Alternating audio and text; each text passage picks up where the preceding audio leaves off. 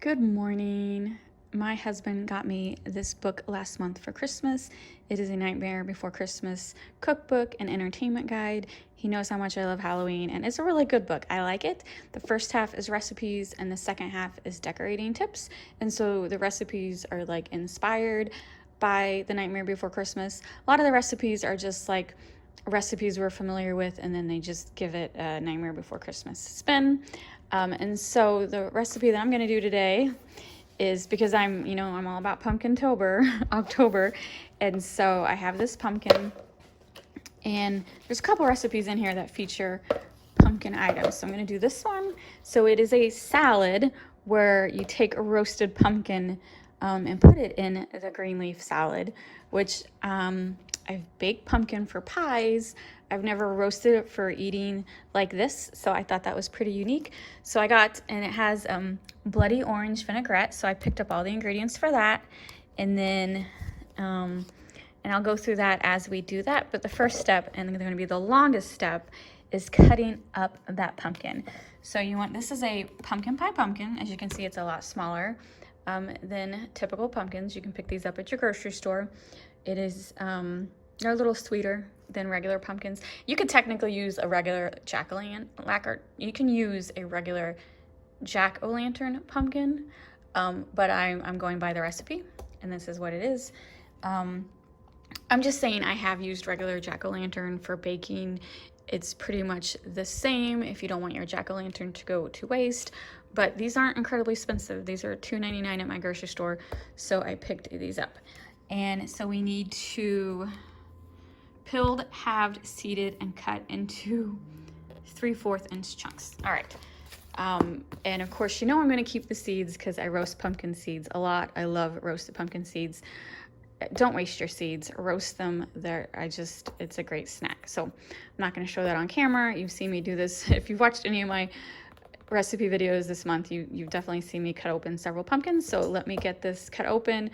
So what I do is I just cut it in half, scoop out the insides, and then cut it into more manageable chunks.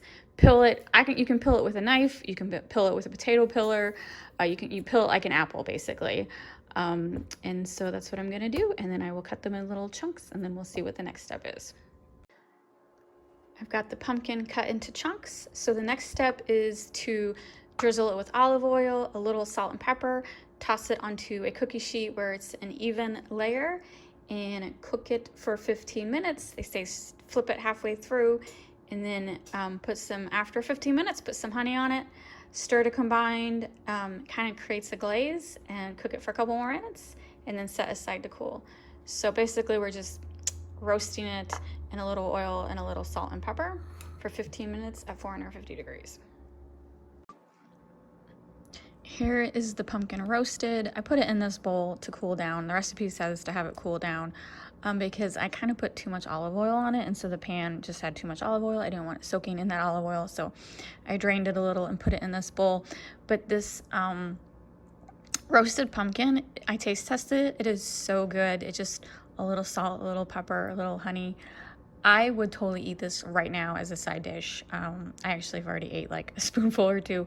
It is so good. If you've never tried roasted pumpkin, this is my first time trying roasted pumpkin, and you like pumpkin, roast it and just use it as a side dish. It is so good. But the recipe says set aside to cool.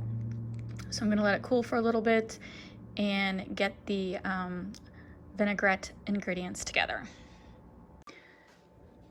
For the bloody orange vinaigrette, it's 1 blood orange, 1 lemon, 1 teaspoon Dijon mustard, 1 teaspoon minced shallots, salt and pepper, and then 1/2 cup extra virgin olive oil. So the reason I have 2 blood oranges here is because they're kind of smaller than typical blood oranges, and I need between these three to have at least 1/2 cup of liquid. So we're gonna cut these open and juice them, and just to be on the safe side, I got an extra one. I cut them open real quick so you can see why they are called blood oranges. So then they say to like shake this in you can put it in a glass jar, put all the ingredients in, put a lid on and shake it. I'm not gonna do that. I'm just gonna do how I normally do dressing, is just put it in my nice big measuring bowl and then whip it with a whipper. Isn't that what they're called? Honey, is that what this is called? Whipper. What is this called? A whisk. A whisk. My handy whisk. Whipper. A whipper. This is how I'm gonna emulsify all this stuff together. This is what the inside of a blood orange looks like. As you can see, it definitely looks very bloody. So I'm just gonna, I have a juicer, but I'm also just gonna use this handheld juicer just because I wanna make this quick. And this is for like when you make drinks. I got the dressing all mixed up. It looks definitely bloody. It actually tastes pretty good too. And so the rest of the ingredients is smoked bacon chopped. And so I crunched, this is smoked bacon, already cooked off camera, and then crunched it to sprinkle on top.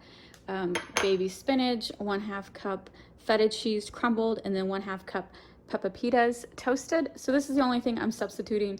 Pepitas is, it's these little green seeds right here. My grocery store definitely does not carry them. And so I am just substituting roasted sunflower seeds. So I'm also not putting it on a black tray because, you know, it's just me and my husband. This isn't a party. So I got my spinach and let's see, sprinkle some bacon on top. And let me do my husband's at the same time. Sprinkle some bacon on top. And then feta cheese. I'm not a huge fan of feta cheese, but I'm gonna eat it just to follow the recipe. And then that's why I have this extremely small container of feta cheese, because not my favorite cheese. Sunflower seeds.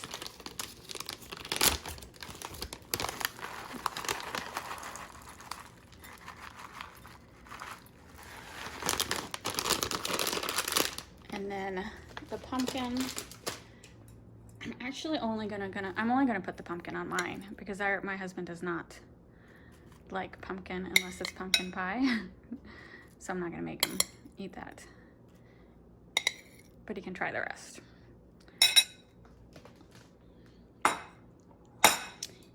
And then here's the homemade bloody vinaigrette. Oh, I don't want to put too much on. Sometimes with dressing, less is more. All right, now we'll do a taste test. All right, taste test time. You see the pumpkin seeds drying in the back? And so Robert is gonna try the pumpkin real quick. Just eat a little chunk and tell me what you think. This is roasted pumpkin. It's not bad. No. I could totally see eating it as like a side dish. You know what I'm saying? It tastes good, but it doesn't taste like pumpkin. I think it tastes like pumpkin. All right, so this is the homemade vinaigrette. Oh. If you need more, I'll put a little on it. So really, it's just like a salad. I like the salad dressing. That's kind of interesting. I think we don't normally make our own salad dressing. We usually just buy it, so it's pretty easy to make it. You just need olive oil and ingredients. I definitely think I'm gonna be making more of my own dressings. And I normally don't like feta, but this is not a bad feta.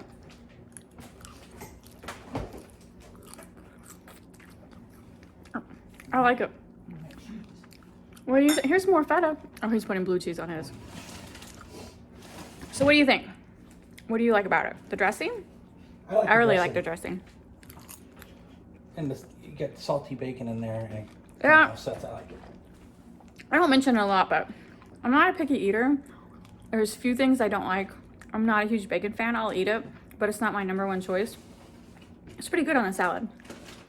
My husband loves bacon. I'll eat it, don't get me wrong. It's just not my first choice. But like if I get a cheeseburger that automatically comes with bacon, I peel it off and give it to my husband and he eats it. It's pretty good on the salad. And the pumpkin's really good. All right, that's a good recipe. I recommend it. Pretty simple salad, but the blood orange makes it Halloweeny. Is that a word? Halloweeny? It is now. It is now.